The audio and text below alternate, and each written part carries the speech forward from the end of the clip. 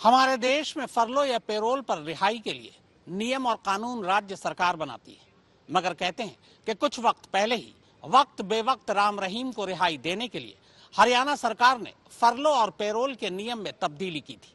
हालांकि हरियाणा सरकार हमेशा इस बात से इनकार करती रही है। आइए आपको बताता हूं कि हमारे देश के अलग अलग राज्यों में फरलो या पेरोल को लेकर क्या नियम और कानून है।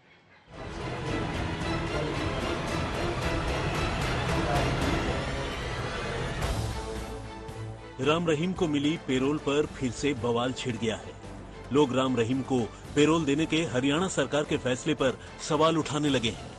लोगों का कहना है कि एक तरफ जेल में बेशुमार कैदी अपनी सजा पूरी होने के बावजूद बाहर नहीं निकल पा रहे हैं, दूसरी तरफ सरकार बार बार राम रहीम को पेरोल देती जा रही है। सवाल यही है कि अगर सरकार को इससे कोई फायदा नहीं है तो राम रहीम पर इतनी मेहरबानी क्यों? हालांकि हरियाणा सरकार ने इसे एक रूटीन अफेयर करार दिया है। सरकार का कहना है कि पेरोल हर मुजरिम का हक है और राम रहीम भी दूसरे मुजरिमों से अलग नहीं है। अब बात पेरोल और फरलो से जुड़े नियम कानूनों की। पेरोल सजा पूरी होने से पहले गुनहगार को जेल से मिली कुछ दिनों की रिहाई है, जिसके लिए अच्छा व्यवहार भी एक शर्त है।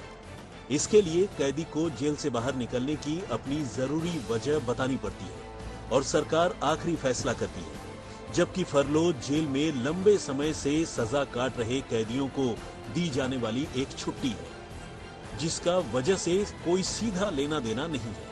इसे एक कैदी का अधिकार माना जाता है। हरियाणा सरकार ने पिछले साल अपने पेरोल से जुड़े कानून में भी तब्दीली की है। ऐसे में सवाल ये भी उठाए जाने लगे हैं कि कहीं सरकार ने जानबूझकर राम रहीम को फायदा पहुंचाने के लिए तो अपने कानून में तब्दीली नहीं की।